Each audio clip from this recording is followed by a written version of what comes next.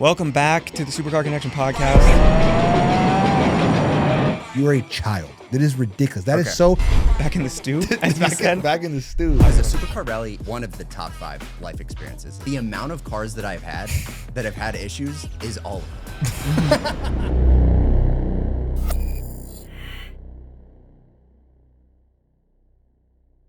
This episode is brought to you by Quality Collision Group. After an accident, it's not just your car that gets thrown off track. It's your routine, your momentum, and your focus. That's why I recommend taking your vehicle to a Quality Collision Group owned shop. They are OEM certified shops, use exact parts and repair standards your car was built with. No shortcuts, no guesswork, just confidence restored. When it matters most, trust the experts. Find your quality approved shop today. All right, well, we're back. Is that right? Yes. We're back with Getting cars. That's me. Part 2. The last time you were on, your social media presence was growing tremendously, but you were at what follower count I think you were at? The last time across all platforms, I had less than 10K. Now, Yeah, I think you were like 8,000 on Instagram Yeah, or something. 8K on Insta and about 2K on TikTok. now where are you at? Now, all platforms at Yeah. about 240, 250,000. Let's go, baby. That's Yeah. awesome, dude. The growth is tremendous. Dude, we both kind of been like pacing each other. We're going. This whole thing. We are going. You know, we're making it happen. I think it's awesome too, because it was one of those things where like when you left the podcast, I was like, that kid's gonna blow up. Really? Heck yeah, because like just well, not only the way you talk about cars and your content, like you're very like you have a clear understanding of what needs to get done, and then you follow through with that action. A lot of people are always talk, but like you're literally, I'm gonna do this, and this, and then next week I would literally see you do this, and this. Yeah. I was like, if he just does that, he's gonna blow up. You've done exactly that. That's the thing is everybody can get big in content, but not everybody will get big in content just because they choose not to do it. You know, that's the thing is the reason why your podcast has grown is because you guys have stayed dedicated trying to get members or trying to get people on the podcast and everything like that, you know? So It's been it's all a crazy game. journey. Consistency over a long time. Yeah. It's exhausting. It is cool though now to see what's happened in a year for both sides of us, huh? It's great. Yeah, we things filmed have changed a lot. we filmed outside on a rooftop last time with you. And the end of the podcast was both iPhones. Yeah. Half the about that. cameras turned off mid-episode. I'm pretty sure the best clips from that podcast ended up being iPhone. Yeah. 100%. Now we're in the stew. I Welcome to know. the stew. This is amazing. It's a little switch up from the parking garage setting with Yeah. the cars in the background. This is beautiful, yeah. It's a little more done up, but we brought some heat for you. We're not gonna lie. Okay. I'm gonna let Gavin dice you up right now. I'm gonna let the chef cook real quick. Opening question. All right. At $130,000, are you taking 991.1 GT3, Audi R8, McLaren 570, a C8 Z06, or an AMG GTR? The He did car, not just do the Kent Car signature move right now. Oh my He did God. not just do the signature move. Do you need them repeated? I've got it. Okay, so here's the thing. The car that I would like the most is the McLaren, but I definitely would not get the McLaren. The 570. That was one. Yeah. Yeah. I Because would it might catch on fire. well, We can't have that happen. yeah, no, that would really suck. Imagine if that happened to a car. Crazy. This is the thing. I hate the GT3, but I would probably choose it in this scenario, which is crazy. Why would you choose it? Okay. 570 R8 GT. What was the last one? Z06 AMG GTR. Fine. Go ahead, Kent. Let Reasoning. me explain why in particular. Hit me. The Audi R8 is the smartest all-around option as a whole, by a long shot. But the thing about the Audi R8 is that the Audi R8s, you can't really get them under the CPO warranty. It's like super rare that you'd find them under the CPO warranty where you're able to still have that, especially the first of the Gen 2 Audi R8s that are going to be under 130K.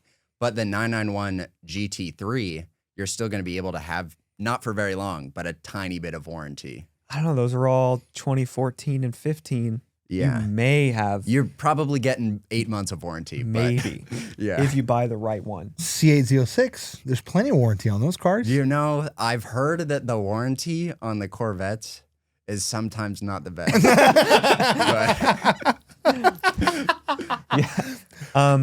I don't know, Would you, man. out of that list, would you really take the C8 Z06? I think okay. So like let's remove bias for a second, okay? Remove bias, please. I agree. So the R8 is the most buildable. It's the most perfect starter because you can go in so many directions with that. The GT3 is going to be very usable, like we talked about in our episode. Now, the C806, the way that I look at it for me is like a combination of usage. So like I like the fact that I can take the top off, whatever. It doesn't have to be convertible. The tech is also the most advanced out of all of those cars. The sound, for me, I like that sound versus the R8 sound because, again, it's just the Huracan sound. I think the only reason I would pick it is because of the tech and the fact that I can get a hardtop and take it off. Because the GT3, you can get the sound pretty crazy. But then again, I have a 10-year-old Porsche versus a 1-year-old Corvette. You guys have driven the V10 with Valvetronic exhaust, right? The new R8. Yeah. Yes. Tell me that versus Z06. Okay, that's a different story. I would pick the R8 if that was it. I would. Because that, okay, no glaze here and not me being a Valvetronic bias. That system on that car is crazy. It sounds immaculate. I haven't heard it yet, but on videos, stupid. They literally changed the whole game. It is such a great system that I would add it as a fun car to have as like a third or fourth car in my garage. Austin's going to be so happy. I would never have taken, he might use this in clip. I would have never added an R8 to my garage, right? If I had a 4-car garage, no way that it makes the 4th car. With his system, it's in contention for a 4th car. Okay. Drop top, little fun car. But why it's in would you contention. pick the R8 in that scenario over Huracan? Well, because it's not on the option list. And Huracans are more. Those options? Of those options. Okay, I thought you were saying with the extra garage thing. No. Okay. So no, of those options. Of those options. Before, I mean, because here's the part that I think is a little bit underrated too. For a 4th car, that system, that sound, that buildability for that price point is disgusting. Yeah. Like for low hundreds, you can get that sound. You can go in all these directions with the build for that price point as a 4th car. It's awesome. Yeah, there's not really much for customization that compares. And this is the thing is that I do actually love the C806 as well. I think the C806 is by far of all of this the best of all of the C8 variations by a long shot, just because it sounds incredible. Awesome. Know? The ZR1s are not going to sound as good as that by any margin. No. And that's the thing is that you're getting a car way higher price than that. So there's a ZR1 is going to absolutely rip, though. Yeah, it's going to send like a disgusting I don't care, monster. though. I'm going to be real. You don't care that this it is rips? one of my big things. There's a rumor mill going around the Corvette world that there's a Z06 variant coming out where they're going to take the, so you know how they have the E-Ray? So Yeah. they took the normal Stingray and all they did was add the electric motors, but then they skipped it on the Z06 and they did the ZR1X has the electric setup. They say that they're going to do that setup to the Z06. So you keep the flat plane crank V8, but now you have the electric motors. So now it's just a piss missile with the sound. That one I would take 10 times That would be over the awesome. ZR1. Because it would probably do like ZR1X. 800, 850 horsepower. A Z06 hybrid?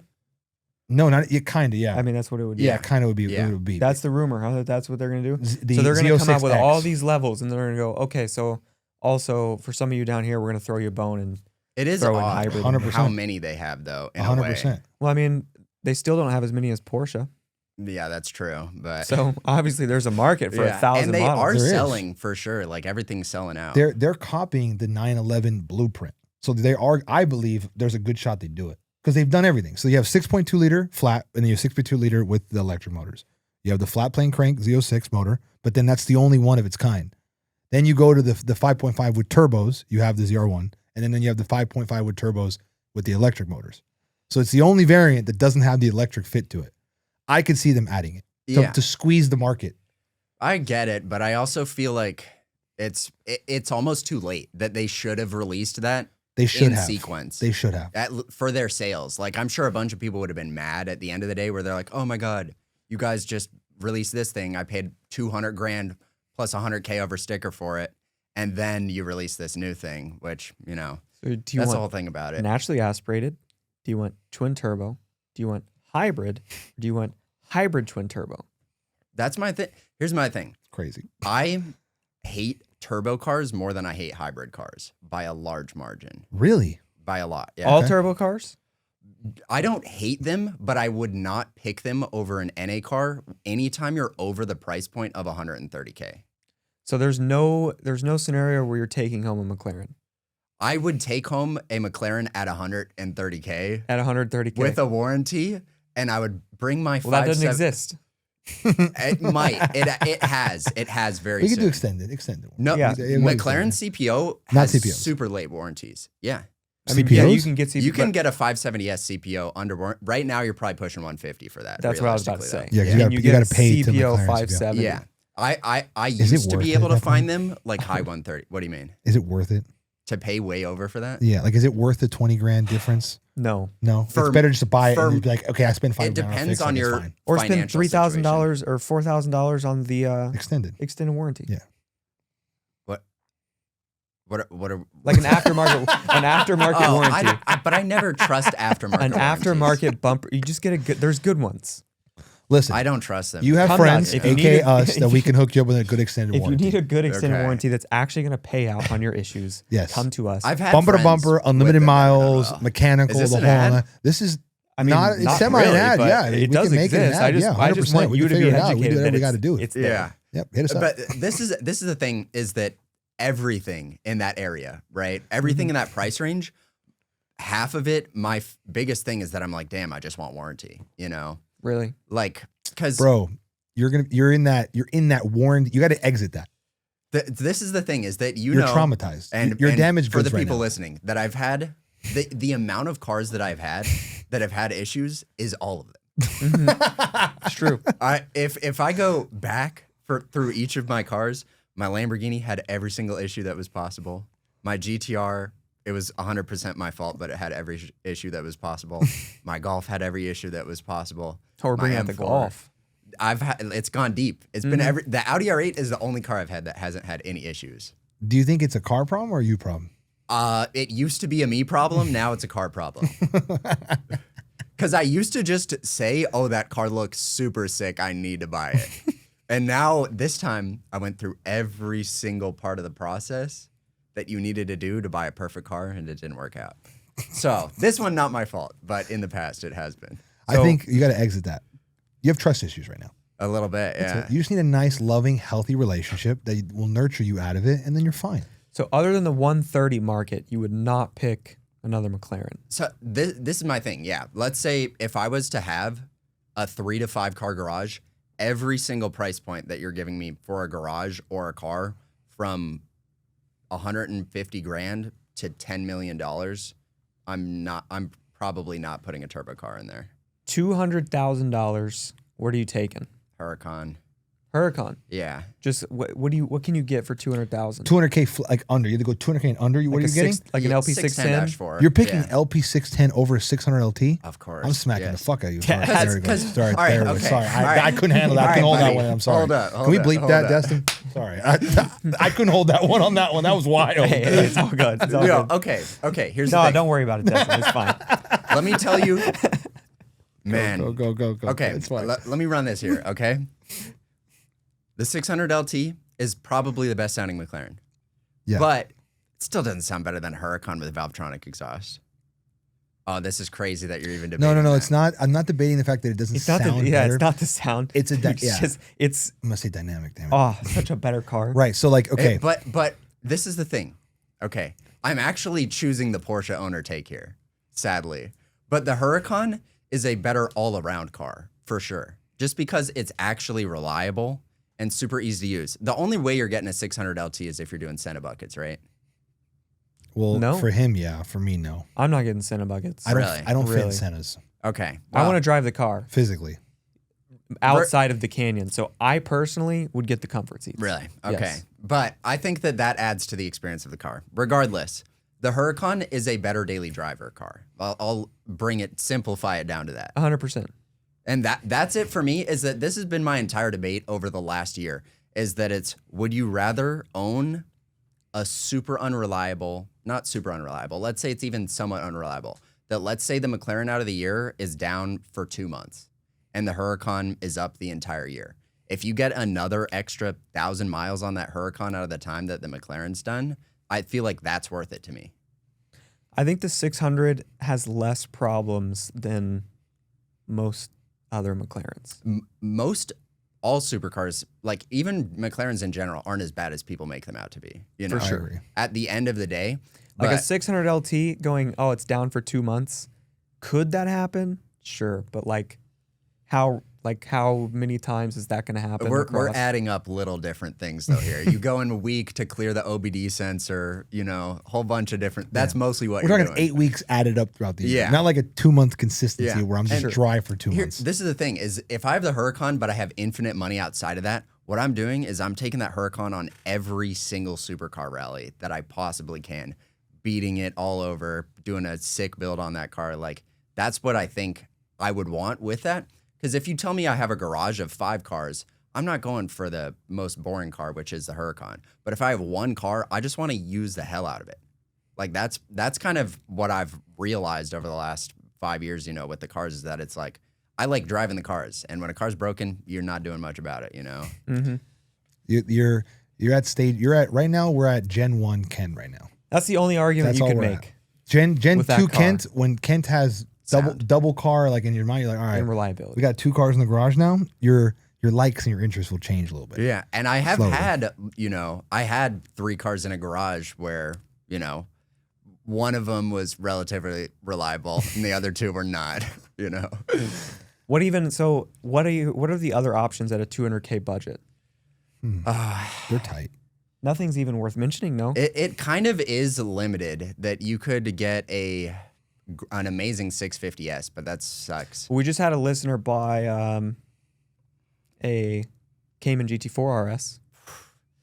That's an amazing car, but I would never be choosing that in a way. I also just made a video saying that car's better than a GT3. They didn't want the flashiness of the 600 LT or the reliability. And so it was basically between that and a GT3. You know what I hate about people's argument? Which was your argument? For choosing Porsches and Audi R8s is that they don't want the attention of the car. I'm like, damn, why are you purposefully choosing a worse looking car? Because they don't want the attention. I know, but that's crazy. Just get a boring color. I promise you a Murcielago in silver will get less looks than a Ruby Star Red GT4 RS. Well, Ruby Star Red GT4 RSs aren't going under 200. Those are like 230. The Murcielago's not either. Yeah, I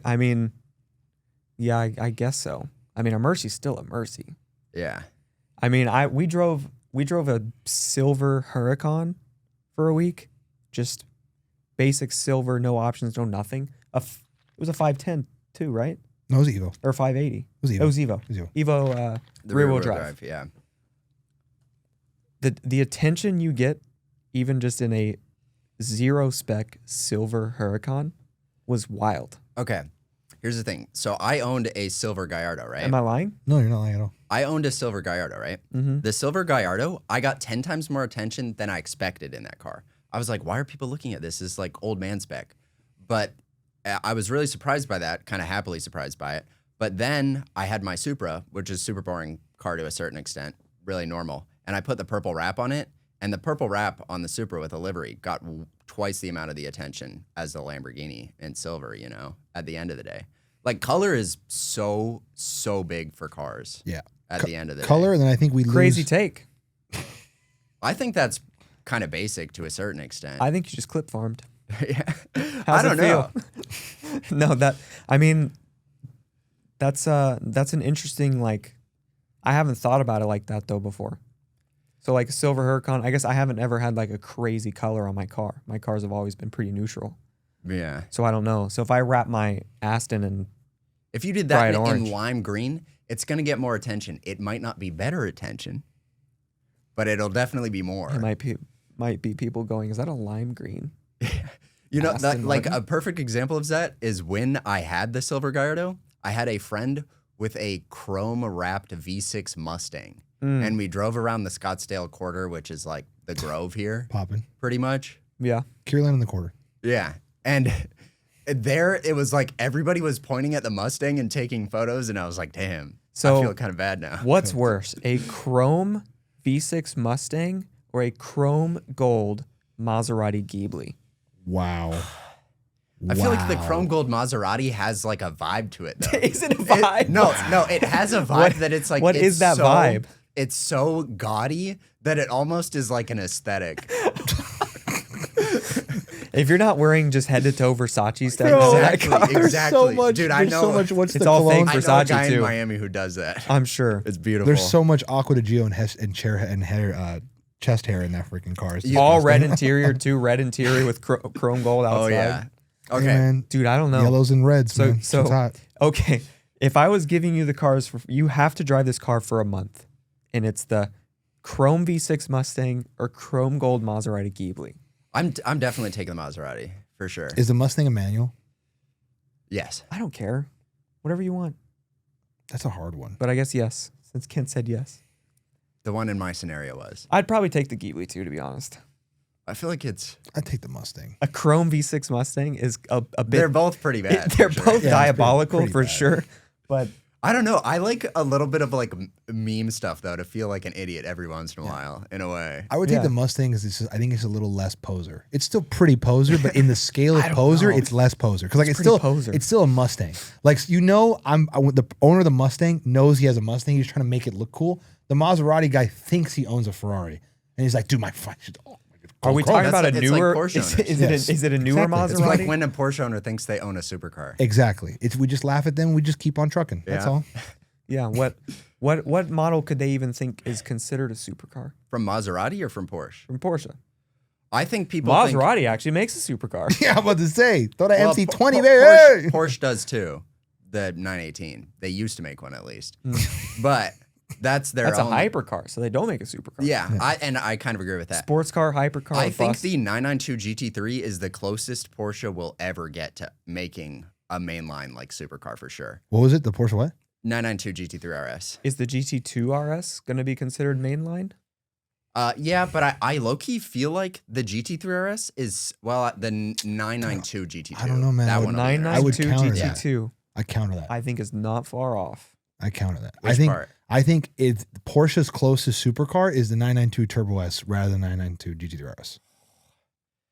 Diabolical. Well, because now we're talking what matters more in the supercar realm. Is it the appearance or is it the performance? I think it's a mix of quite a few things. Supercar. We're talking about supercar realm. I think Because we know price points up there in all of them.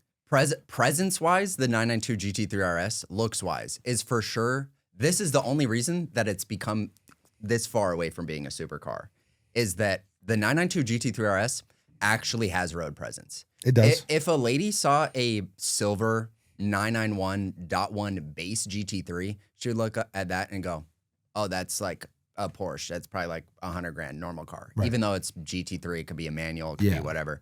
But with the 992 GT3 RS in a crazy color, you look at that car and you go, "Oh, that's a crazy car. That's Right. not a normal car." I agree. At the end of the day, but that's the thing, is that the Turbo S, I think, is a better street car by a long shot for sure. But I don't know that it's closer to a supercar because it's more understated than the GT3 Or RS. understated, and it's a boring car. No, but Yeah. no, but here's okay. No, but we're not talking about boring or anything like that. We're talking about, is it a supercar?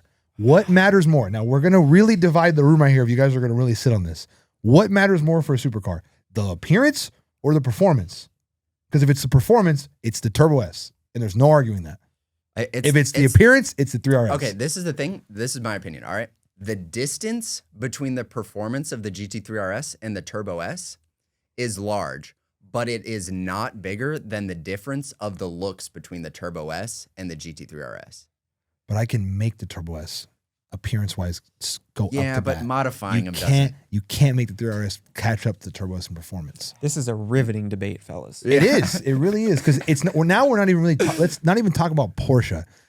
What makes supercar more? Is it the way it looks? Is it the way how much it costs? Is it the way that it performs? It's all of it. But they're scaling. Supercars The a number package. one There thing has to be a is scaling. that it's not a 911. There has to be a and not weighted system. C8. That's what I'm asking. There's a weight system. There's not a weight system. There has to be a weight system. There is a weight system. There has to be a weight but system. We're good on that. Because then we could start This mixing could be in a bunch of 2-hour crap. convo It on can be. this. My opinion, I'll cap it if you guys want to talk Which is- about it. Weight system. Performance, price point, appearance. That's Okay. the way I weight the system. Can we pivot this conversation then to something, my favorite topic of the night, ZR1? Do you think that's a supercar? ZR1, Yeah.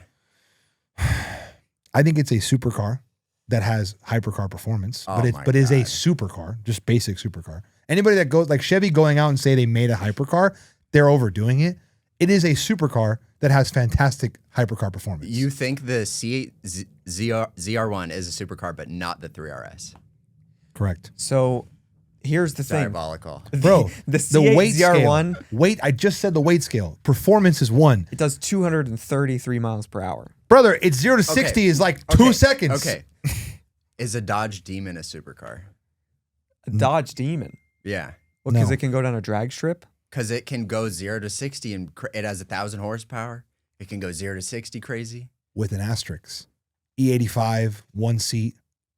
It's a production vehicle. No. We're talking about 2 different entities here. The Demon has an asterisk. Everybody here, you just laid it up for me to just, okay? There is an asterisk in all Demon production for it to run that top mile, 9.9 quarter mile. It has to have 1 seat, E85, drag radials in the back, tuned. All those things for it to run that top I don't know speed. about tuned. The ZR1 off the production line. Give it to a freaking one of the guys that watches the cars, Okay. 230 with his eyes closed. But a you Demon- can't beat that. I don't need to beat it. I don't need to beat You're getting Joe hot I tonight. know. This is my favorite topic. This is why I want to get into this. He knew it. He knew walking into this he was I going to do knew this to it me. because you commented on one of my videos talking about this, bro. I'm very avid consumer of your content. If you didn't know that, Really? I'm a very avid consumer. Oh, Yeah. damn, I appreciate it. I don't consume a lot of people's content, but yours I do consume. The hot takes exclusively. 100 everything. Yeah. Everything, even your day to day. But yes, go ahead. But essentially, this is my thing. The reason why the GT3 RS is not a supercar is because it's a 911. Fair. That is the main reason the GT3 RS is not a supercar. The main reason that the ZR1 is not a supercar is because it's a C8 at the end of the day. A little longer silence for the podcast, so I'm just going to kind of mumble to myself so we don't have silence. But But I mean, I get the bare bones concept, but I think we're dragging it out. Because now, remember, the 911 platform with all the variants has kind of always been a thing. Corvettes have usually been like a 2 to 3 variant car. Now they're starting to get crazy with it.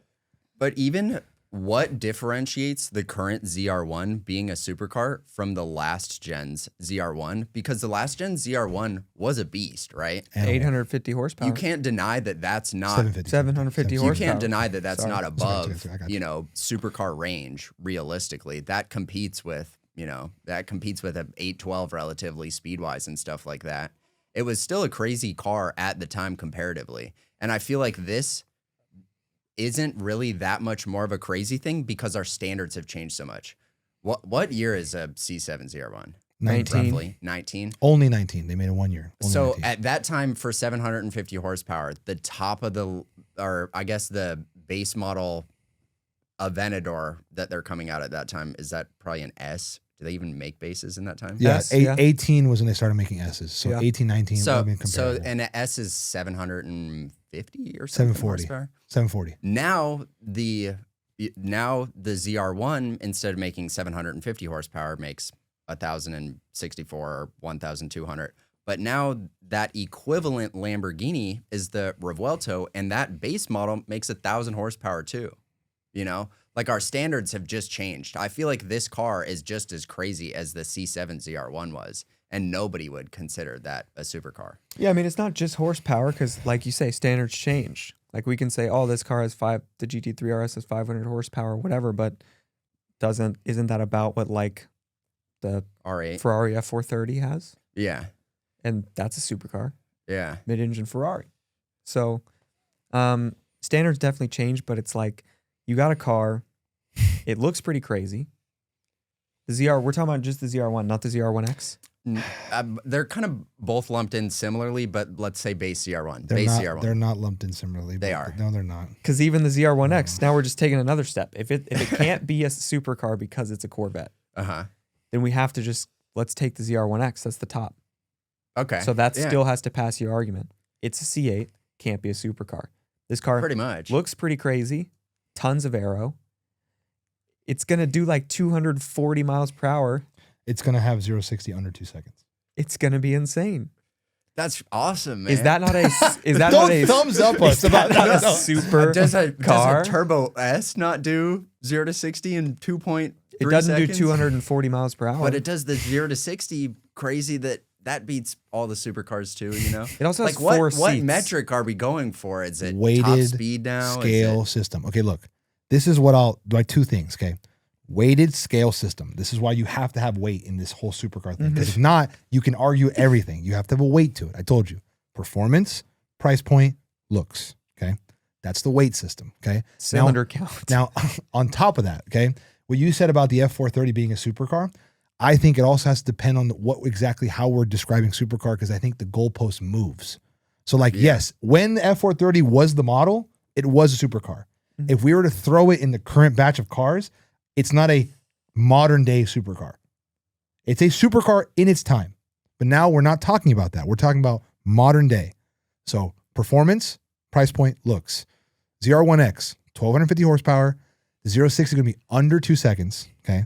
Those alone right there make it the top dog in the performance echelon. Over the Revelto, over SF90. You're talking about hypercar performance. Okay. Price point, 200 something, 300. Okay. Right in the middle of that supercar price point. And then looks. We'll see where that ends up. Once Looks, a dog. supercar, always a supercar? For what do you mean? Like, if something is designated a supercar for its time, is it then always a supercar? I have a hard time with this differentiating if the V8 R8 is a supercar. That one is actually one that I'm not even gonna. I don't Nah, even know. man. because it was a supercar at the time. It's one of those things where once You a know? gangster, always a gangster. Like, yeah, OG back in his day was doing his thing, but now he can't walk. Like, you know what I mean? So That's the thing is in his day he was popping, but now he's got a cane everywhere. Like So, like, he's got juice, but if I kick his cane out, he's that falling might be on the the ground. perfect car for that description though of it falling off, where it's right.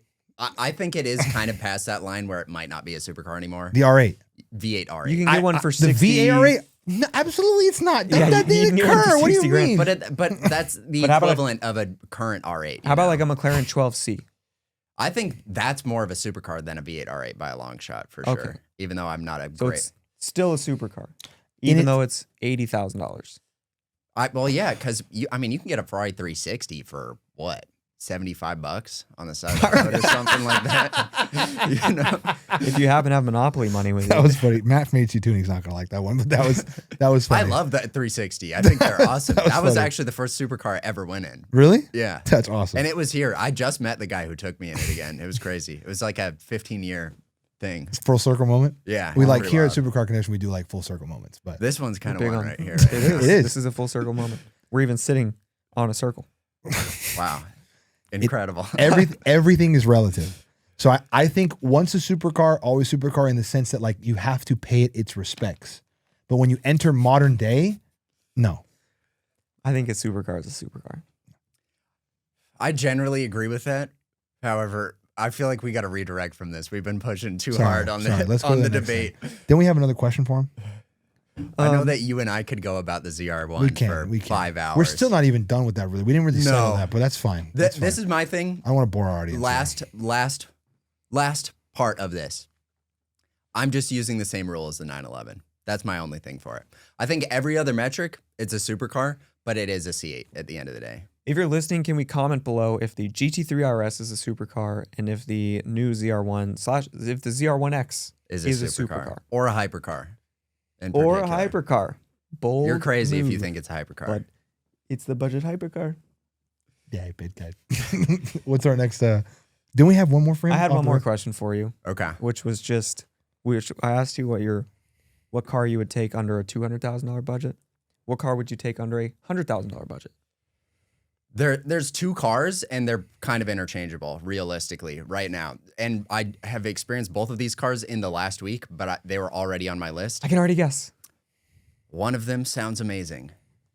The V12 Vantage. Mm-hmm. The V12 Vantage, there is not a chance any car at all under 100 grand has a similar driving experience at all. Is that car under 100 grand?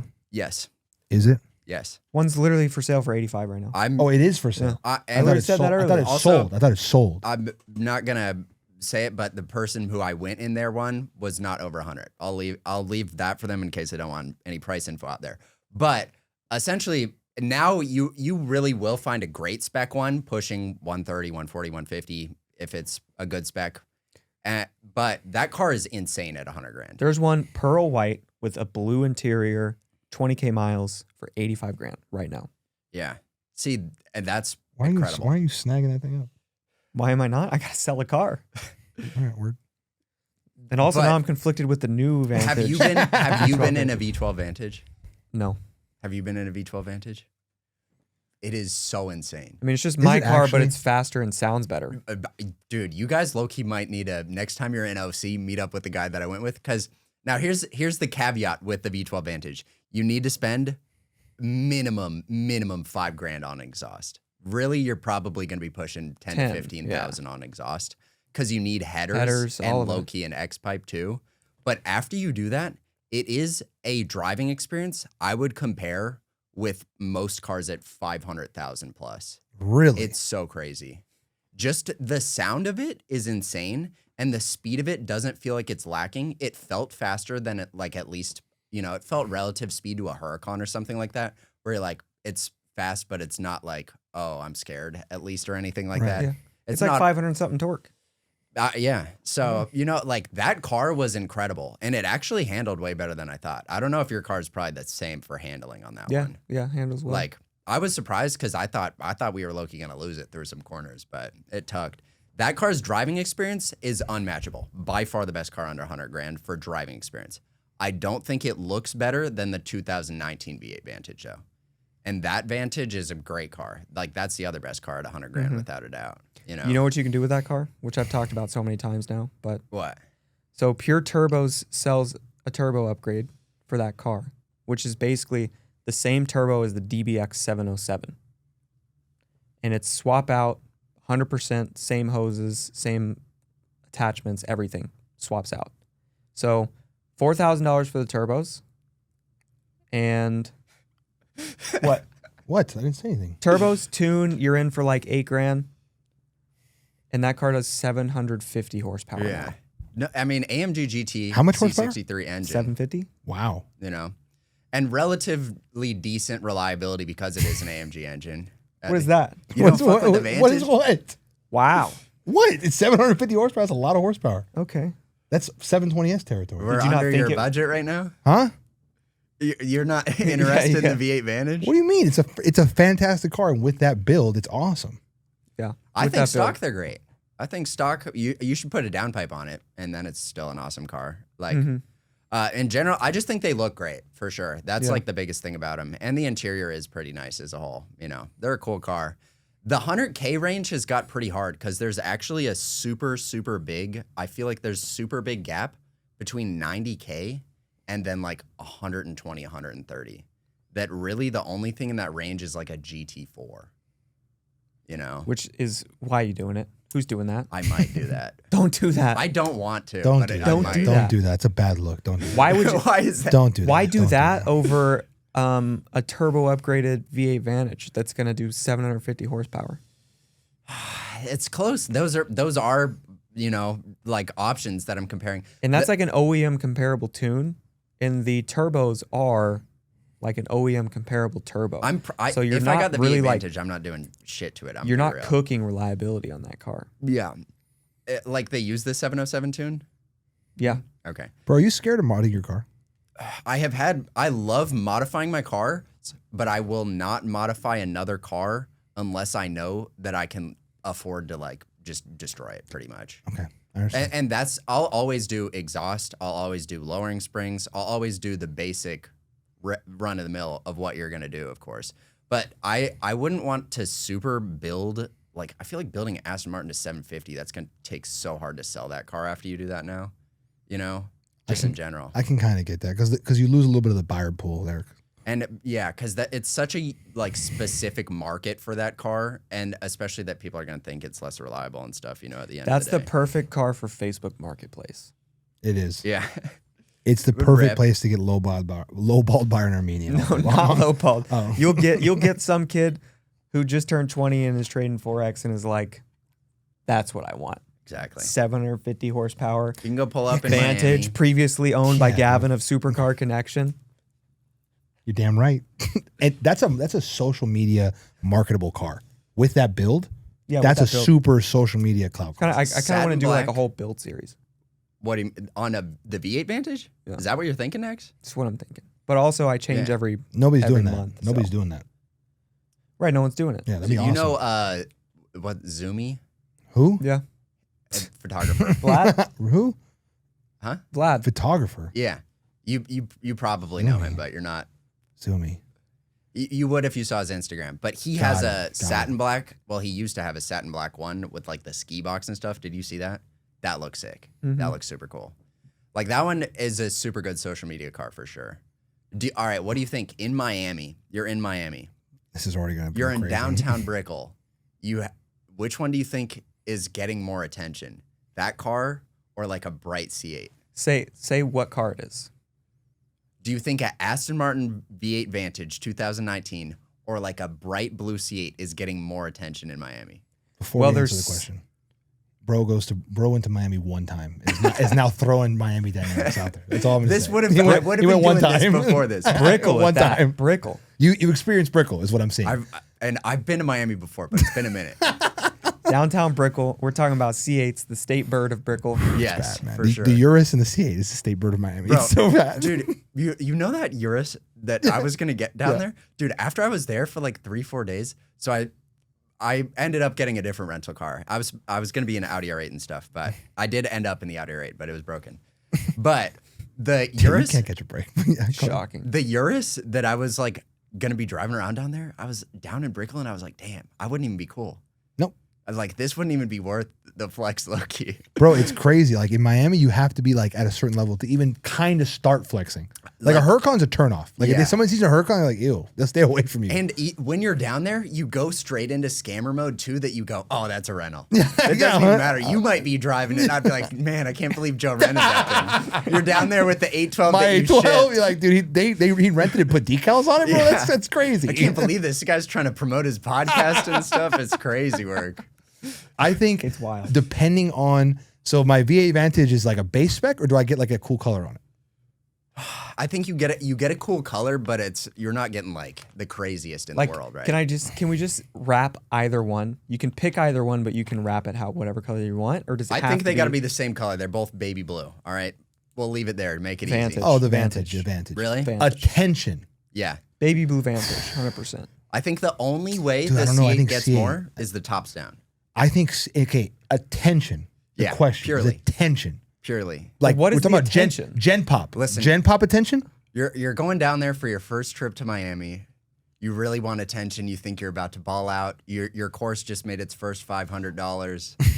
You know, you gotta sell. You gotta make some numbers. You gotta Right. make some content. You're trying to get a girlfriend out there for the Yep. night. You know, Yep.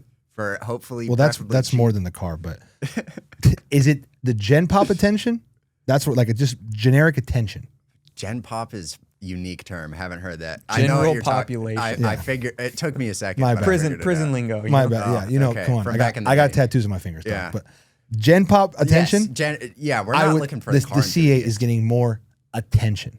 You think so? The I car think yes. enthusiast, somebody sees the Aston Martin and be like, dude, dialed. Yeah. But the general population, somebody might look at an Aston Martin and not think twice about it. I think just the sheer fact that we saw literally 74 C8s in one night.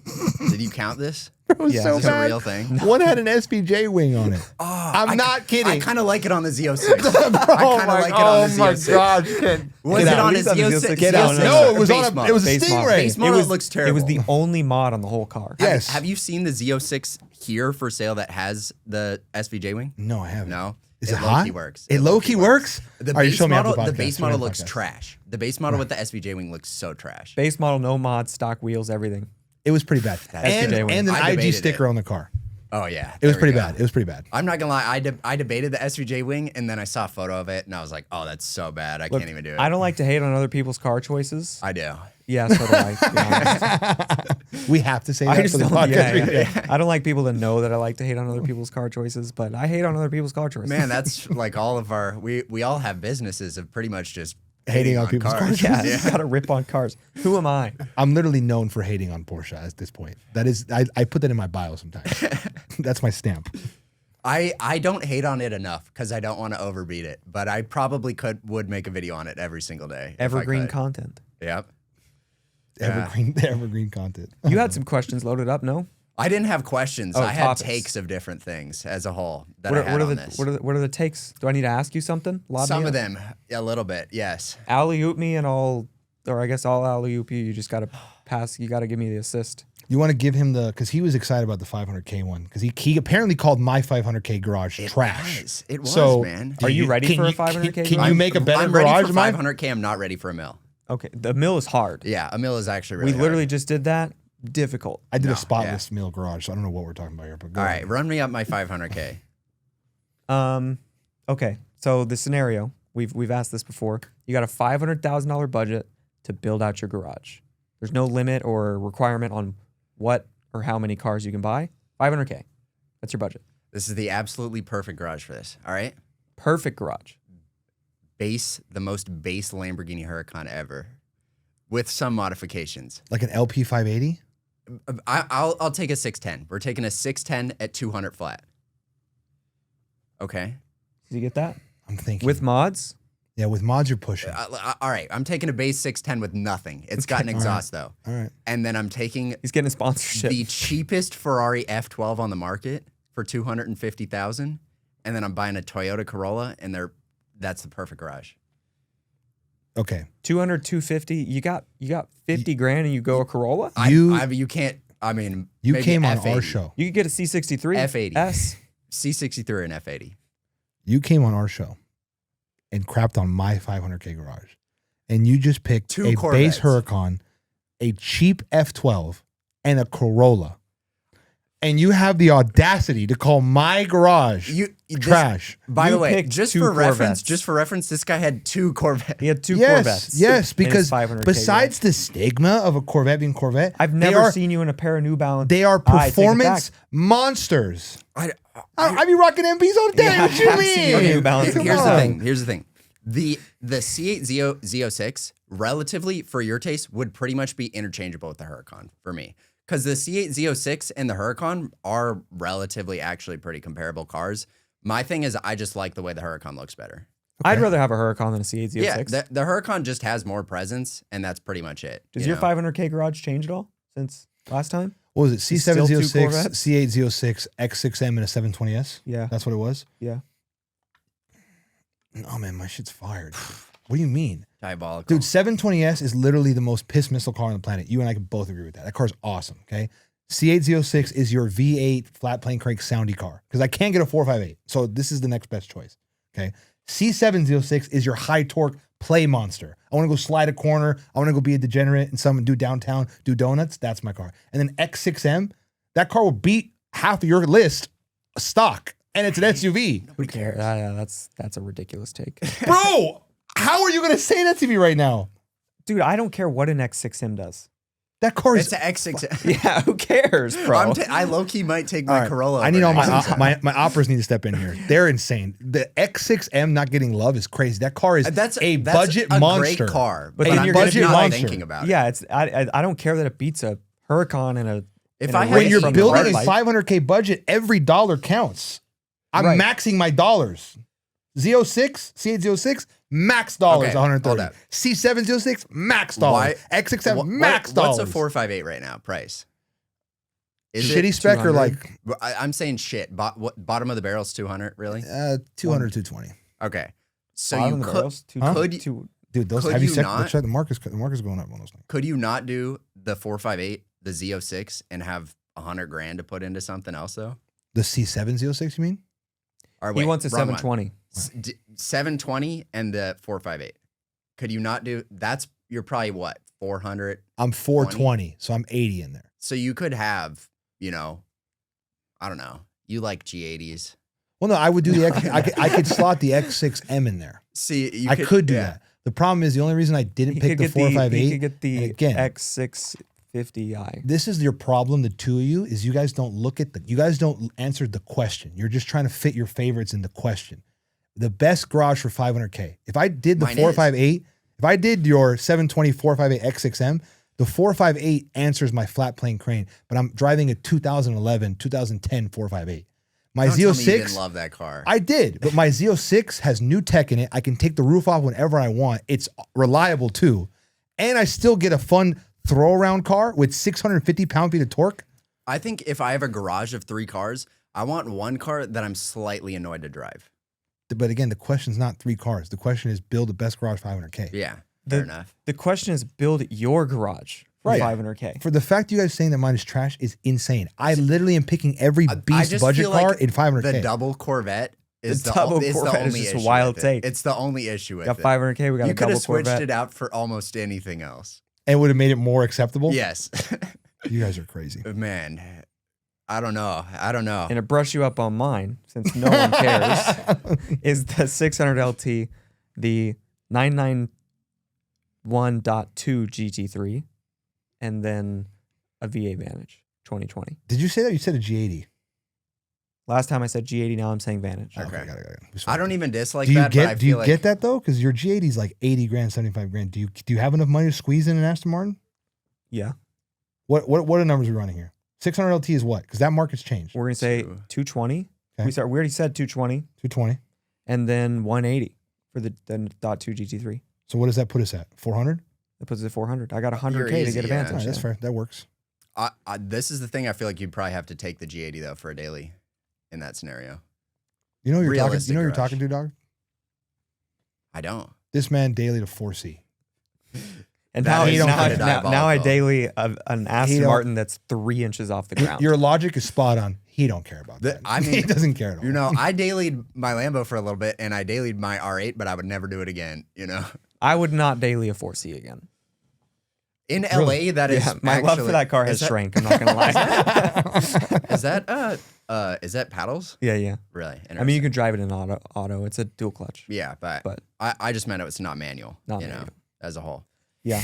You know what? One thing to go on. No that- power steering though.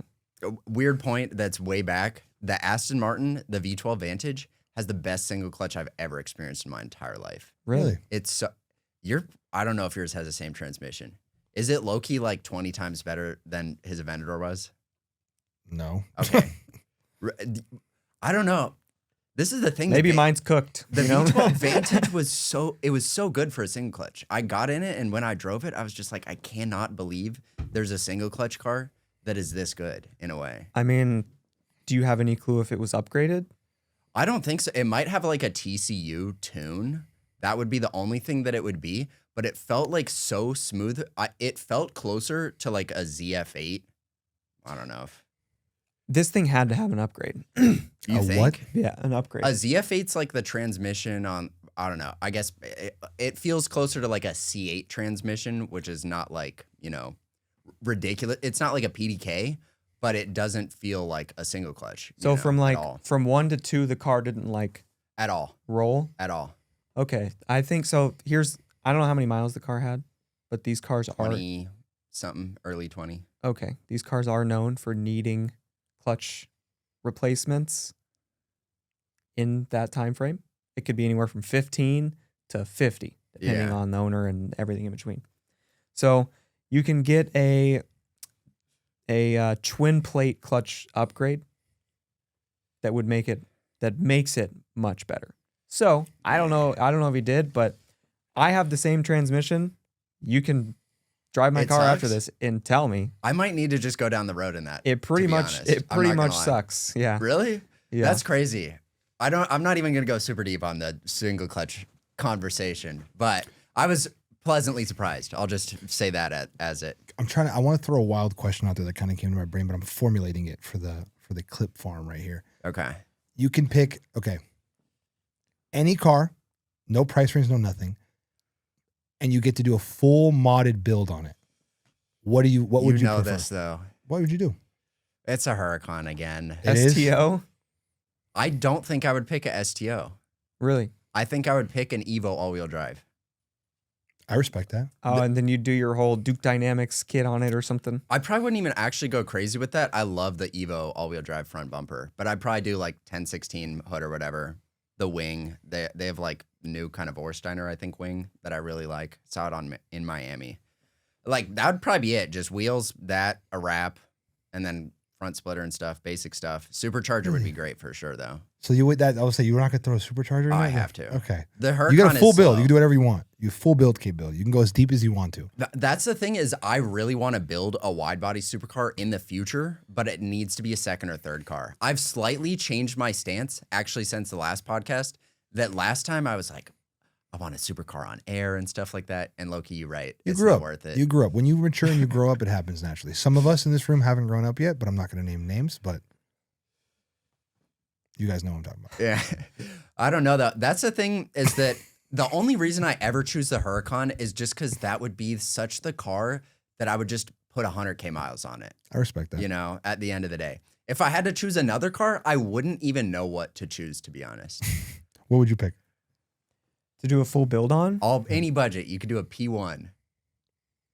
Like that. I mean, that's a little dry. I was thinking more of the reasonable stuff. I'm still taking the Huracan over the P1. Yeah. Crazy.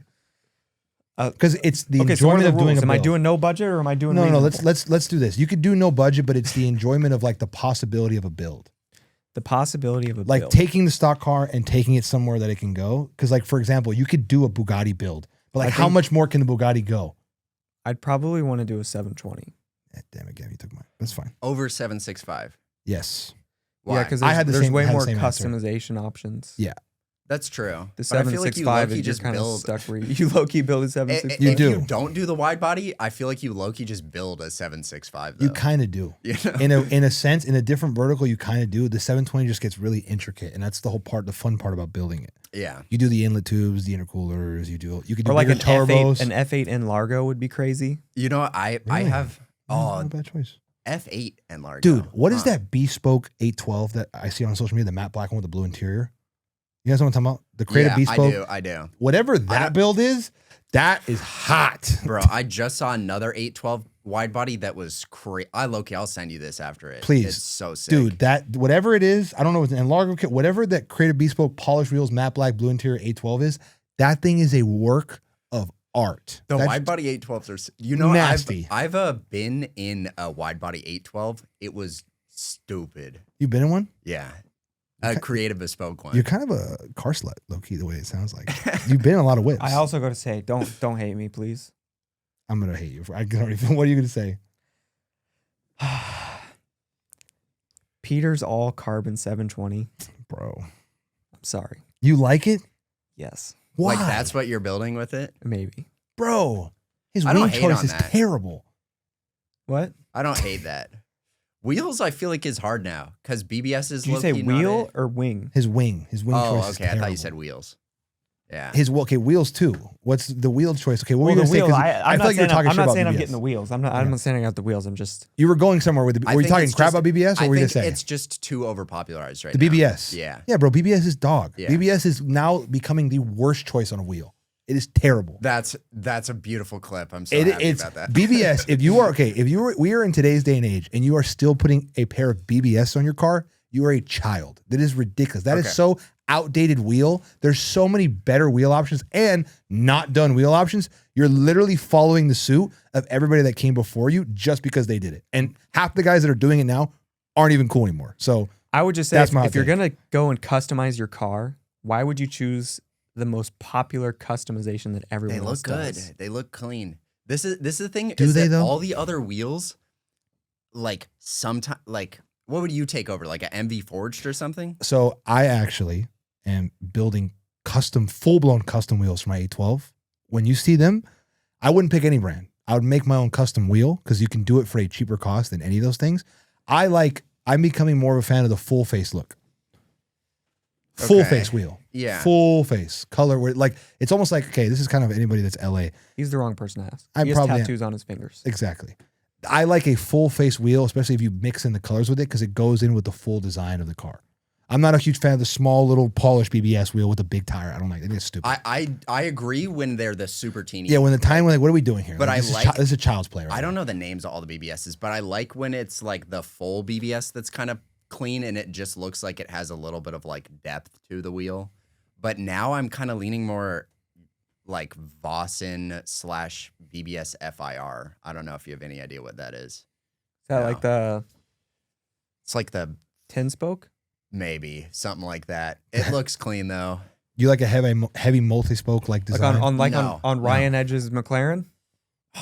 It's crazy. I've seen that car like in the last week and I could not tell you what wheels are on it. BBS's. Okay. Yeah, but no clue. not the classic one. Yeah, at least he did something different. The LM. At least. Yeah. Not the BBS LMs. It's just, I don't know, man. I can't. Nah, I can't BBS's do it. got really overplayed the last 2 years. Specifically, it got really bad with all the damn G80 owners. Yeah, it's always been big in like the Porsche and the BMW world, but yes, all the G80 owners, and then Yeah. so many people are throwing them on Ferraris now. hmm It which I looks like so it good on a Ferrari. 458. Yeah, I It like looks it. I so like them good. on a Ferrari. I'm not gonna lie. Yeah, Misha has BBS on his 458. It does look kind of clean.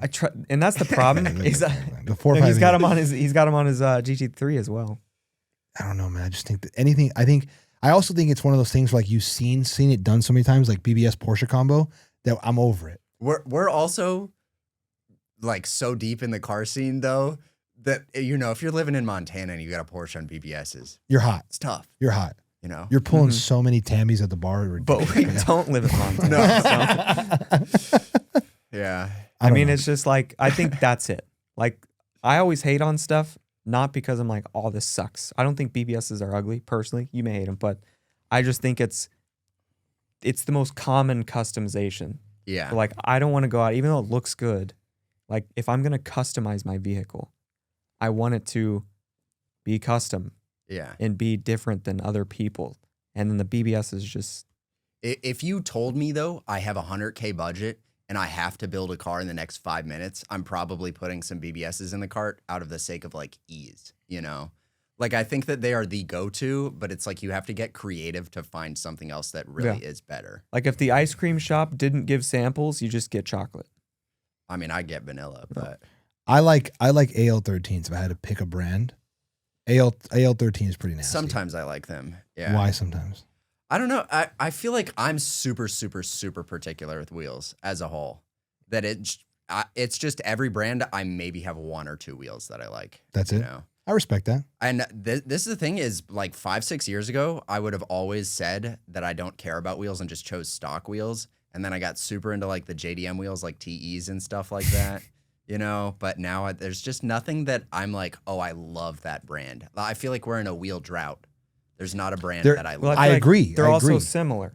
Like, exactly. They all look like... They copy each other. They all look good. They do a little this. They copy each other. Forge, AL13, Brixton, What do you guys think about Boston, the aero discs? Anarchy. No. Same answer. I don't know. Big no to the aero disc. I think they have their place. On a racetrack, they have their place because there's a purpose for it. You know why people are doing them? Because they're different. Yeah. Because they're different. I think on like an Alex Choi style, like crazy build. How have you guys not got him yet, too? Alex? Because he's slippery. He's quiet. He's slippery, and he's pivoted his content where he's not supercar heavy anymore. Yeah. He's now becoming LA's #1 crime fighter. Vigilante. So he's become Batman. So it's hard to get Batman to sit down for a couple hours. Take a day off work. Exactly. Yeah. So, hey, it's coming though. Don't think it's not. Oh, yeah. It's coming. I'll be watching though. It's just sometimes I have to be able to flash the bat signal, and I haven't flashed it yet. So okay. When I put that thing up here, he'll come. No, that'd be a good one for sure. That'd be a banger. Yeah, it'd be. What were we even talking about? The crap on wheels. I don't know, but I have a pivot conversation. Okay, let's hear it. So we were just talking about how much fun it is to modify all these cool cards, what you do for your perfect build. What do you think is the perfect number of cars to have in a garage? Because the answer is not infinite. Because this is my opinion. I'll answer my question first so that you guys can answer. I think that having a garage of 3 to 5 cars, probably let's say 5, is perfect. Because that way you rotate through cars and you experience a bunch of different stuff. You know what I mean? That I would like to have a garage of like 5 cars that you can just build a bunch of stuff and then rotate through them, rather than having a garage of like 40 cars that you never drive half of them. Okay. What do you think the ideal garage number is? 6. Just regardless of budget, or You've got to, I mean, obviously if you have an infinite budget, then what's wrong with having 50 cars? But 6. 6? 6. You have. I'd be down for like 8 to 10 cars. Okay. I'm answering the question. Uh-huh. 6. You have 2 types. You have your fun car and you have your daily car. I would have 3 variants of my daily. For me, I like an SUV. So I would have, like, for example, I would have a Cullinan. I would have, believe it or not, have an X6M, and I have a Raptor R. Those are 3 very different types of dailies. You don't have one of those right now, huh? No, I don't. I'm building out. Don't worry. I'm entering my collector house. So I'm going to start collecting these things. Raptor R, crazy, 720, just destroy everything in your path, fun car.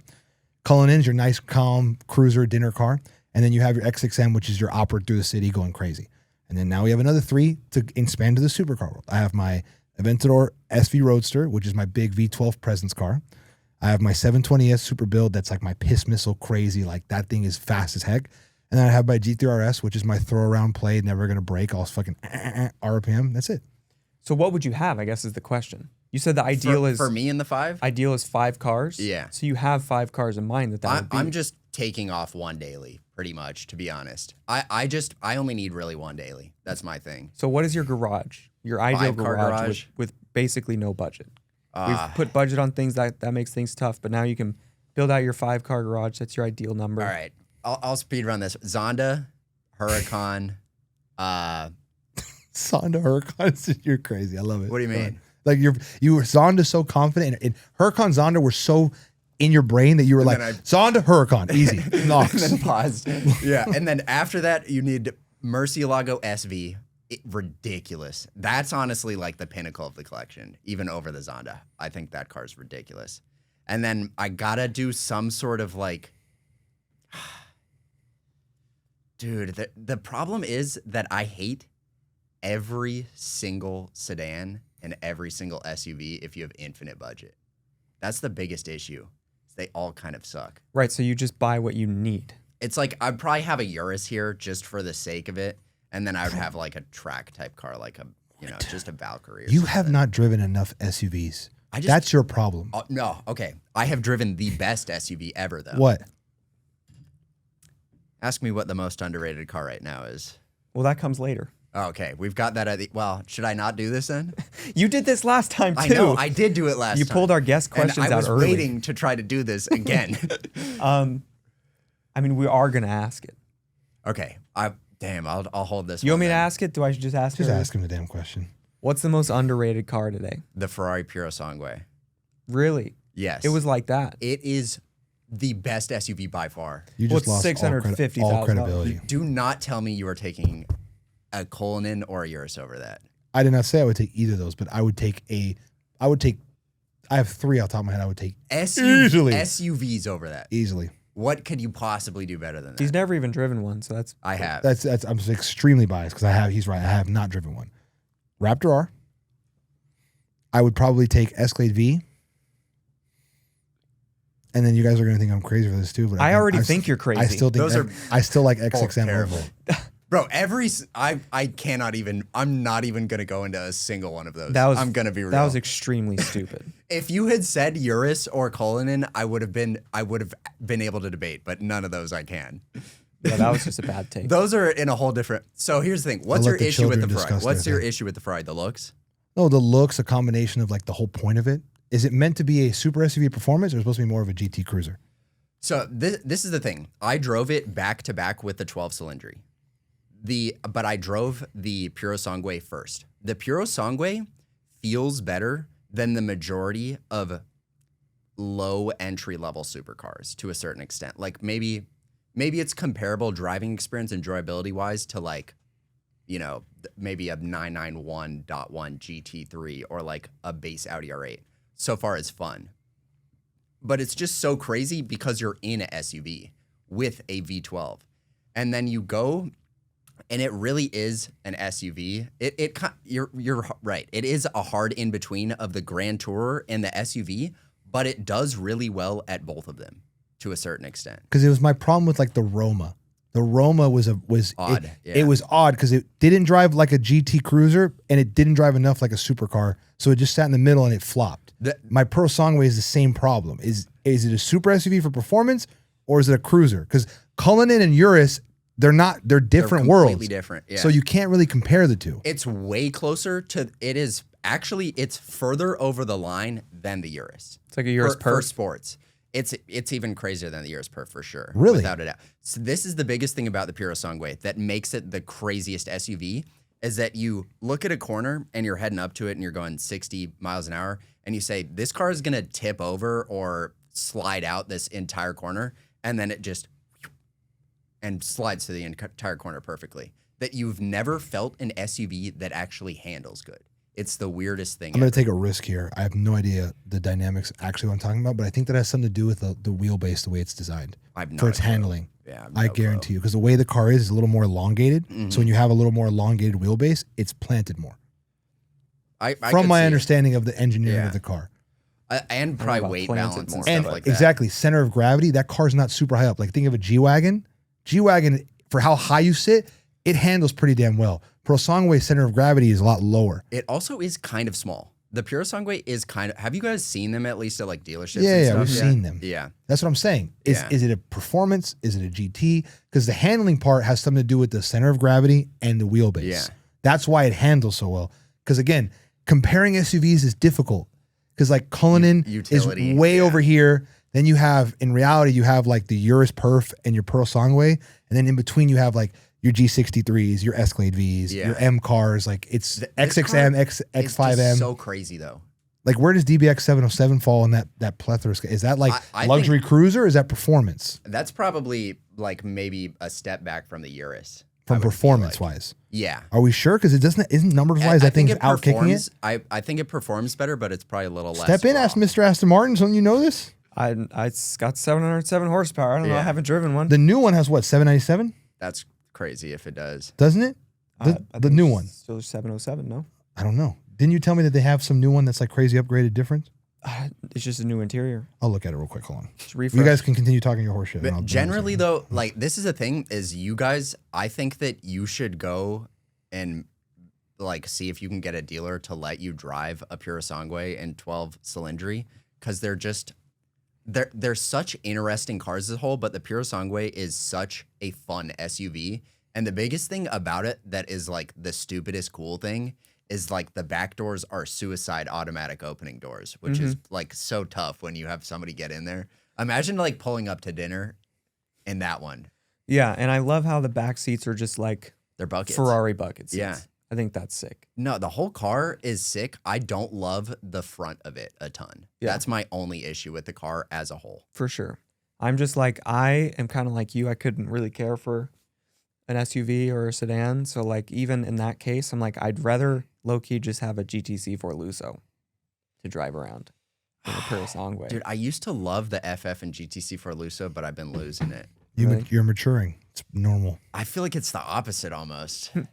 I feel like it's the opposite too. I feel like that GTC car's a for clown Lusso car. is the Unk mobile of the Ferrari. It's an old head car that can't afford the new version. That car looks like a clown shoe, dog. That car's ridiculous. The GTC4 is the new one. It's not. You lower that thing on the some new one in what BBSs? sense? In the new one, that's what? That it's a 2016 model? That's FF. You're talking FF. So what's the GT4 annual year? It's the 2019? newer one. It's got like They the. probably It's went got the to The A12 A12 interior. interior in it?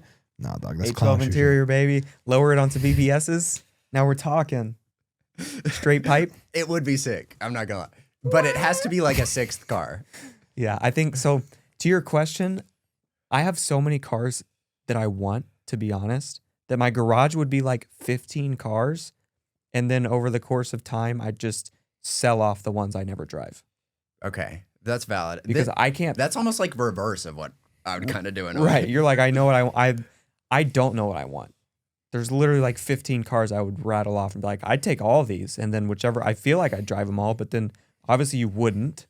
Yeah. So then you just start selling off the cars that you don't drive. You've done this though a little bit now that I feel like getting a new car and actually doing like a little bit of build of it on a new supercar is like the coolest shit ever, right? It's a feeling. I think that's the best it possibly gets. Like I don't think there is a better experience of owning a car than like buying the new car and then you do the whole build and you experience it and you find all the different little things inside of the car and everything like that. I feel like that's the most enjoyable part of cars. That's why everybody goes on Forza, you know, and builds their dream car or whatever. Can I ask you this? Since becoming an automotive content creator, what's been your favorite moment? What's your favorite opportunity you've gotten from doing this? Besides coming on our podcast. Yeah, the first time was amazing. That actually was a super big moment for me though at the time. That was great. And now it's still pretty cool too. You know, Now it's regular. I don't know. I think getting the YouTube plaque was really cool. That big was time. crazy because I expected to have about 10K subs by the time I got 100,000. That I was like, damn, that felt really surreal for me. I don't know. I feel like it's really hard to do this without being super conceited. No, that's the whole point. Be I conceited. can't. Bro, be full of yourself. What do you mean? Well, it's hard to. There's only one kit in cars, baby. Be full of The yourself. best moment. So, all right, let me preface this as a whole. I love attention, right? Attention's great. I've had cool opportunities. That's why we make content and That's drive right. flashy cars. That's why you have a mustache. I did this on accident. Go ahead.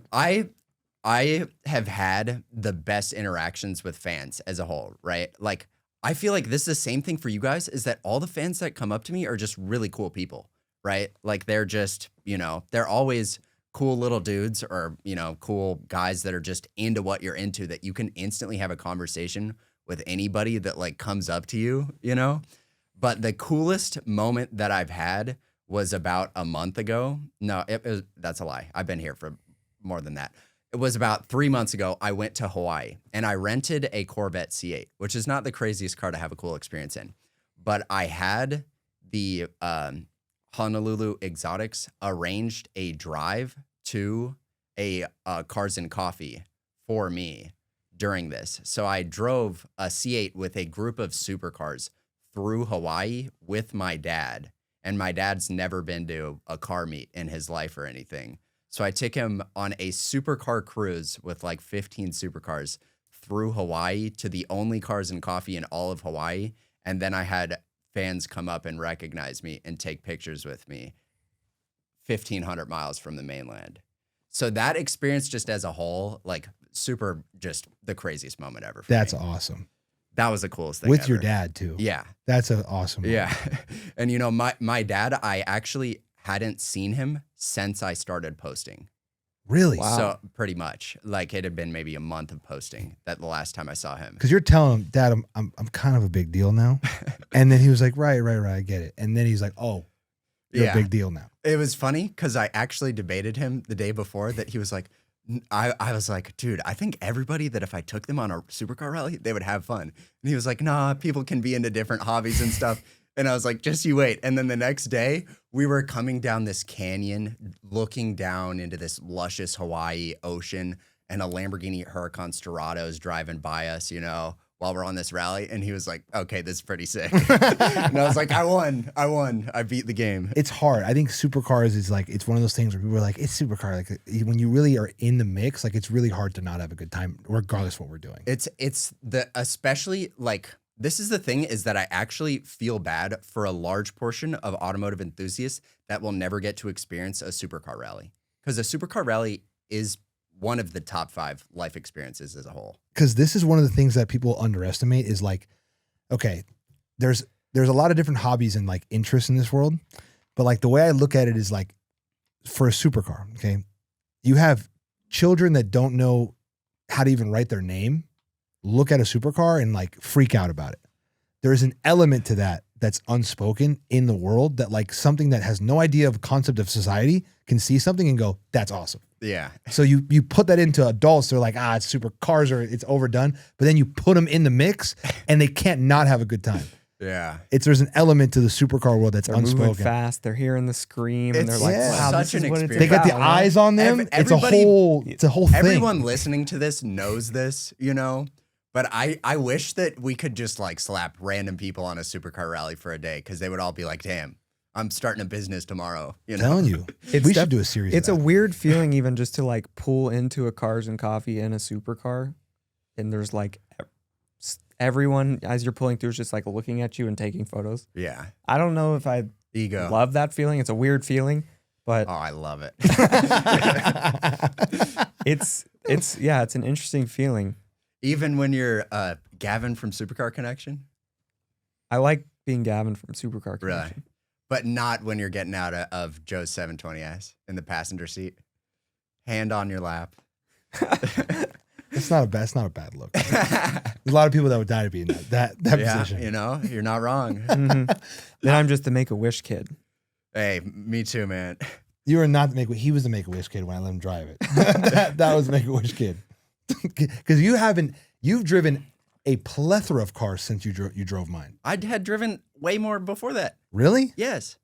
Bro, I had owned multiple supercars before that. No, I'm not talking about. I'm talking about just your like the amount. How many cars did you drive in the last year that you were like? It's been a good amount. I've That's probably what I'm driven, talking about. 10 or 15 pretty cool cars. You which had to isn't drive a lot, 12 but- cylinder. Mhm. Like I would love to drive a 12 cylinder. It was cool for sure. Yeah. Is it? I really would love to compare it to the 812, but I can't accurately compare it to the 812. I was disappointed with the feel of the car. And I think that's probably similar on the 812, that the actual feeling, like the steering feel was really light. that I didn't really enjoy it, that it felt like I was like, oh, this kind of feels it like the Grand Tour where it's relaxed, that it's not like rough, but then the body was so rigid that it took the corners amazing. So I was surprised by it. But the biggest thing with the 12-cylinder, it's pretty much, I think it's the 812 Competizione motor, or it's similar to that. It's either the 812 or 812 Competizione motor. But I didn't expect it to be fast, which sounds like stupid, but like that car, and I'm sure the 812 is the same, is the last 2,000 RPMs. I was like, It's no ballistic. way this car's fast. It's ballistic. Because I immediately thought, I was like, I've never felt an NA car that's fast. Because honestly, and They call it the this super is fast. this is such a big thing for you. Okay, the 720 is the only car that I've driven other than the 12-cylinder in the last year that actually felt fast. Like, and that was one thing about the 720 is that after that experience, like 3-4 months later, I was like, damn, it kind of is one of the only cars that you can be like, oh, this actually goes fast enough that the speed is fun. Like the Huracan, it's this mix of the sound and the speed and the other stuff, you know. The 720 is just like, It's just speed. feels like the warp speed that you see on Star Wars. But That's it's what it just feels speed. like. It's just ridiculous. There's an element. That's why kind of like when you talk to people that have owned a 720 and then about the way they see all of the cars versus people that haven't, 720 and now the 750, it destroys your concept of everything else. Every other car feels slow. And that's really messed up. They already did though, too. Bro, you like know? for example, like even we You were think talking so? about like the 750. I had a full bolt-on EGTR, you know, and that's the car I've driven the most, and to a certain extent. So that car ruined most stuff for me. GTR like Nissan GTR. Yeah, R35 GTR. Oh, bro, because you're talking about a car that thing weighs too much. That's why. Even if it's built, it still weighs. It's heavy. As No. He's hell. saying it's fast. No, He's saying that was oh. fast. mine was like crank, probably 800, 850 horsepower. And with an all-wheel drive car, you know, that's like anything below 170, you're cooking to really fast. And if It you're on the moves, it highway, moves. yeah, no, that car was crazy Yeah. to a certain extent. The 720 is just you get the speed, you get the like how direct the steering is and how small and like perfect the car is. It's just so balanced. Does the 812 feel fast to you? The 812 feels fast. When it's up and going, yeah. Yeah. When it's up and going. I was like, I drove it twice, the 12-cylinder. The first time I drove it, I was like, I'll be respectful. I'm not going to beat on it at all. I'm not even going to take it over 6K. And then the guy told me like a week later, he was like, dude, you have to go out and like actually, you know, get it up there. So I did. And the first time I was so disappointed. I was like, dude, this is the worst car Ferrari's ever released. And then I did the last 2,000 RPM and it's so crazy up there. Because what's the red line on them? 9,250. Ooh, it's got an extra 250. Yep. on it. Yeah. 'Cause let me tell you, 9,000 red line, because that's part. So like the 458 is built on that whole 9,000 red line V8. Yeah. So now you have a 9,000 V12. It's literally like the same experience, elevated. No, beast. Now you're talking about extra 250 RPM sprinkle in there. We can get nasty with this Dude, 12 cylinder. The video I have of me the first time reacting to it is that I was like going like this, and then we got up there and I went, no way, because I was just so surprised that I've been in cars that are faster than that, but I never expected it out of an NA car. That I was like, oh my god. I'm sure that there's something to do with the way that because remember the car puts down power at different RPM levels specifically for that. So I'm Yeah. sure there's something the way they do it. Because the one thing about the 812 that they like people, I mean, people talk about it, but we don't talk about it a lot is that car, it wants to kill you. But when you have it going and you're like, you've gotten the RPMs and you're straight and you're holding it past 7,000, then you feel the speed and you're not worried about it losing it. But on your climb, like when you smash the throttle, you're worried about it going out on you. That's But how once we you got. get past 7,000, you're like, oh, I'm chilling. That's how we got. That's The how moment. we got. That's how we got the moment. Yeah. Do you know what's funny is a couple weeks after that video, I'm sure you saw this video too. Somebody else was talking about how the 812 is like trying to kill you, that its Bro, it back end is. gets out crazy. It really is because when you really think about it, like again, the whole reason why is it's got 315s in the rear, which doesn't make any sense. The tire's too small for 789 horsepower car. Rear wheel drive. 315s is pretty big, but it's Bro, not. 315s is small, bro. My Z06 has 335s out of the factory. That's actually kind of crazy. Yeah, it's because it's a Corvette and it's a really performance car, but I know you're not. The you're not old Revuelto enough- I comes you're might not not old have enough. any of those. Revueltos comes with 335s as well. Think about it. So You know, like, my C8 comes with 225s on the back. Actually, No. oh, that would have been no. that would have been But bad. again, Revuelto has 335s, 1,000 horsepower. Yeah. and it's all-wheel drive, correct? Yes. It should be. The 812 has 789 with 315s, and it's a rear-wheel drive car. That's the problem with the car. It's too much weight. It's too much power in the back. It can't hold it. Yeah. That's why everybody gets an 812 and puts fat tires in the back. Then it becomes a whole different story. Do you feel like it's low-key hard to enjoy that car because you need to be so high in the RPM that it's like you only get the use case of the car super rarely? Not necessarily. It's when it sounds the best too. Yeah. It's like there's a combination. So like, for example, if I turn traction control off and I smash it off just zero, like a dig, it burns rubber and it's an awesome feeling. Then if I actually driving it normal, the problem is right now I'm a little traumatized from like giving it full-blown gas to actually do a launch because of how crazy it is. Once I get my new wheels, I'm going to have a wider tire in the back and I'll feel more comfortable. I'll be able to better answer that question. Because right now I do feel a little timid, but I'm also damaged goods from my experience. The moment. Yeah, the moment.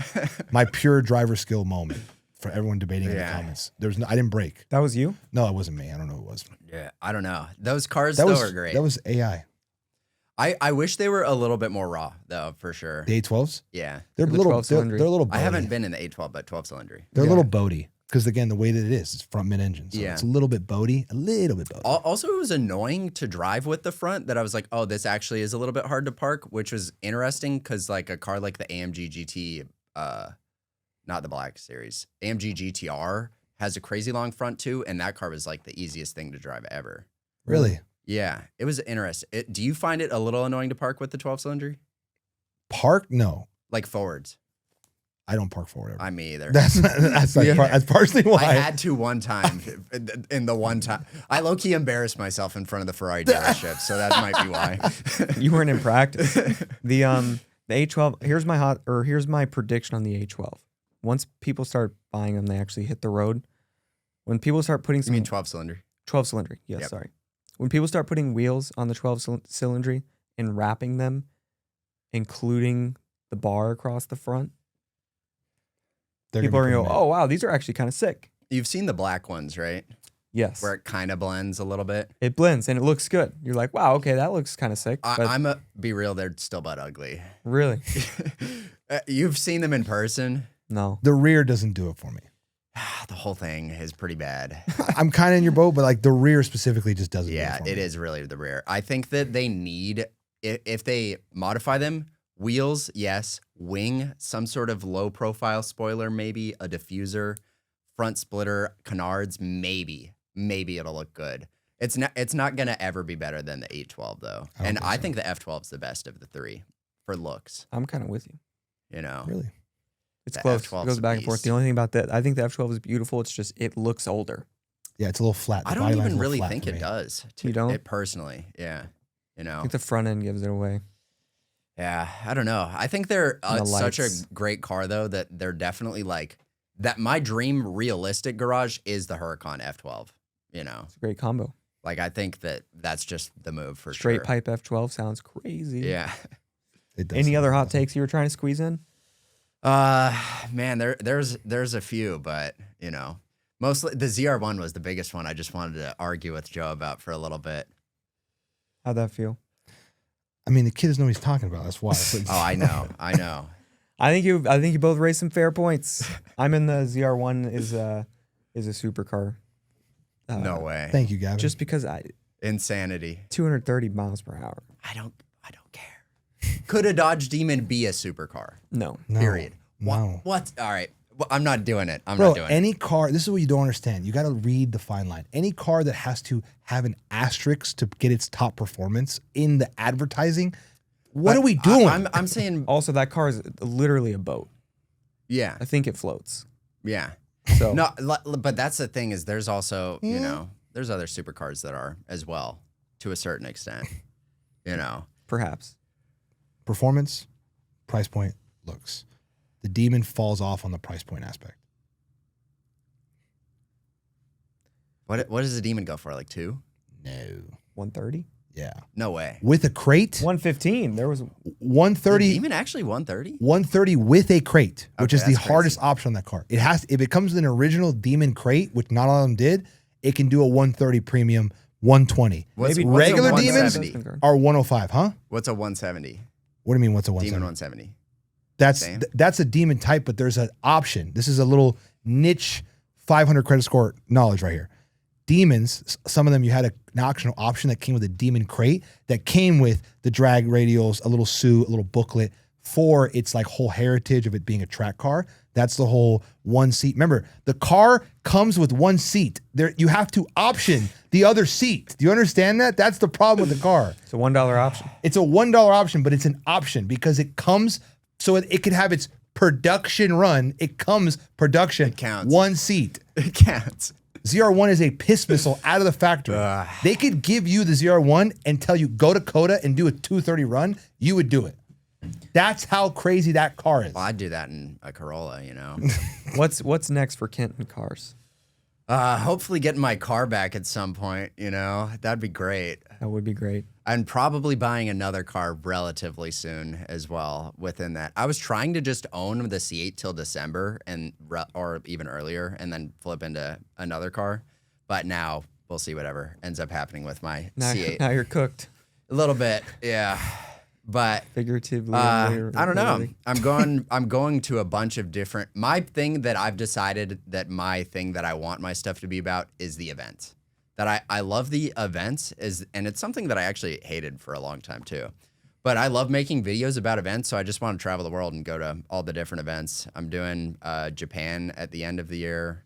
I'm gonna hit all the main spots, and then I'm trying to do a good one, Goodwood or Villa de Este next summer, which would be sick. But I got some Goodwood for you. Gotta do Goodwood. Oh, really? I do. All right, we'll have to do that after the podcast. Do we even ask him the guest questions? Because he answered like not all of them except the one, but even still.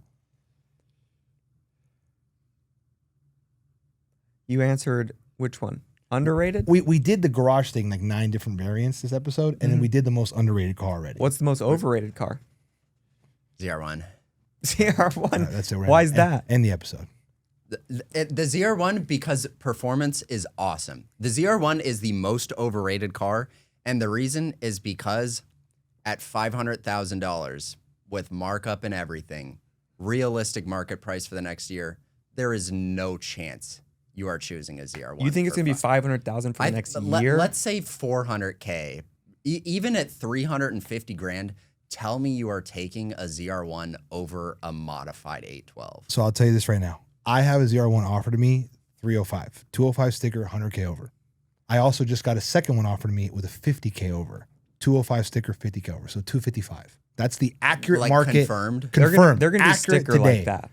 They're going to be, right now, they're going for 50 to 100K over. So let's say I'll give you 275 is a median range for that car. I'm gonna be honest. at that I'm still point, not taking it. I'm still over taking an F12. I'm taking a 600 LT still. Yeah, that's the thing. Is just they're not.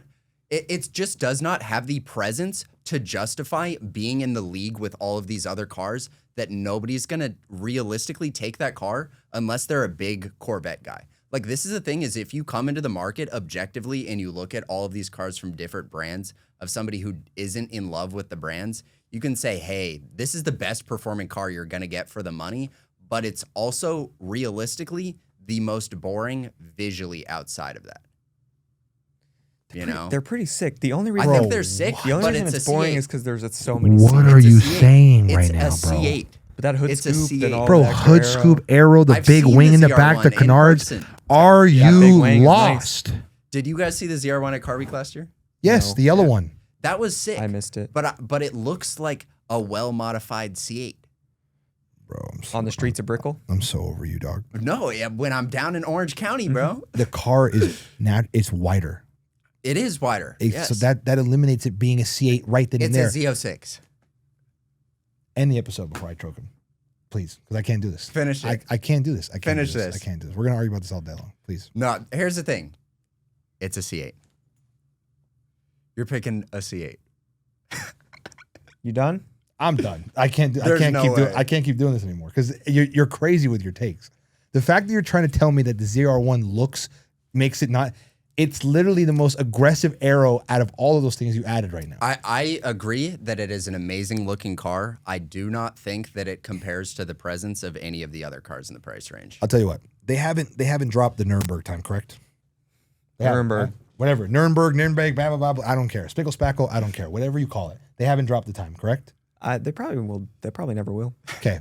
They're going to drop the time. And when it beats everything that we've mentioned on this episode, then we can revisit this. And the whole supercar thing is out of the window. I don't care what because it beats. Porsche people are going to sit on the time and thing. When the ZR1 destroys it and then the ZR1X destroys that, then everyone can sit back here and give me my kudos. They've already beat like some, little track records. They're going to have the record. The ZR1 is going to break the record. And then the ZR1X is going to break the breaking record. Which record? ZR1. But production car probably. But all three of us right here, he doesn't know much about the production car record. What's the production car record? The AMG one. Oh, okay, that's different. That's a production. It's like 30 seconds faster. That's a production car. Yes. That's technically. That's exactly. There's a bunch. That's it's ridiculous. like 620. Yeah. That's it's so stupid. It broke the record by like 30 seconds. And stupid. I don't know. This is the thing is that the same argument of that is with a Porsche that it's like, oh, it's the GT3 RS is the best track car. How often are you tracking your ZR1X? Right, but that's the only thing that it has to lay it on. You could, but you're not gonna. Bro, the GT3 RS, that's the only pillar it lays on is the track time. And the ZR1 has the track time. It has the speed. It has the 0 to 60. It has the horsepower. It has the looks. It has everything. All of those other than the last one were the same thing. It will be fast. It will be fast. I wish they ridiculous. gave us vertical doors. That's crazy. That's actually the most insane take of this whole thing. That would have been sick. Are you telling me that's a real take? Yeah. Oh my God. He likes the McLaren door look. I love all McLaren doors too, but they look so bad on the C8s. I mean, if it came from factory,